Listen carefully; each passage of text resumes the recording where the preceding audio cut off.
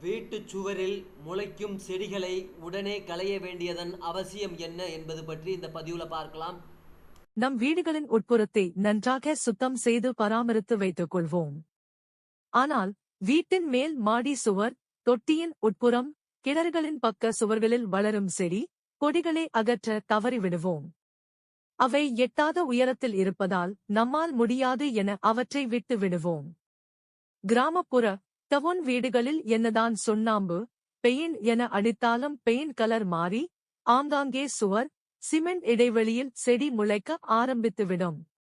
அரச மரம், ஆலமரம் போன்றவை பெரிய மரமாக மண்ணில் வளர வேண்டியவை. பறவைகளின் எச்சம் காரணமாக அவற்றின் கொட்டைகள், விதைகளை ஆங்காங்கே போடுவதால் சுவரின் இடுக்குகளில் தங்கி அவை செடியாக வளர ஆரம்பிக்கும்.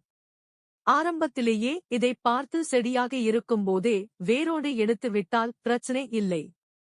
இல்லையெனில் அவை வளர்ந்து சுவரின் இடுக்குகளில் வேர்விட ஆரம்பித்துவிடும். இது கட்டடத்தின் ஸ்திரத்தன்மையை பாதிப்பதோடு உட்புறம் ஈரம் காத்து பாழாக்கும். கட்டடத்தின் இரும்பு கம்பிகள் துருப்பிடித்தால் நாளடைவில் கட்டடம் வலுவிழந்து போகும். ஆகவே ஆரம்பத்தில் சிறு செடியாக இருக்கையிலேயே கையால் பிடுங்கிவிட வேண்டும். அரிவாள் கொண்டு வேர் வரை வெட்டி எடுத்துவிட மேற்கொண்டு அவை வளராது. விரிசலில் ஒயிட் சிமெண்ட் அல்லது சிமெண்ட் கலவையாக பூசிவிட அந்த செடி மீண்டும் வளராது. கடையில் கிடைக்கும் கெமிக்கல் அல்லது வீட்டில் உள்ள ப்ளீச்சிங் பவுடரை கொண்டு பூசிவிட அந்த செடி மீண்டும் வளராது. வெட்ட முடியாத அளவுக்கு அது வளர்ந்திருந்தால் கட்டட பொறியாளர் அல்லது சுவர்களில் காணப்படும் வெடிப்பு, பூச்சி அரிப்பை சரிசெய்யும் நிபுணர்களைக் கொண்டு அதை சரிசெய்ய வேண்டியது அவசியம்.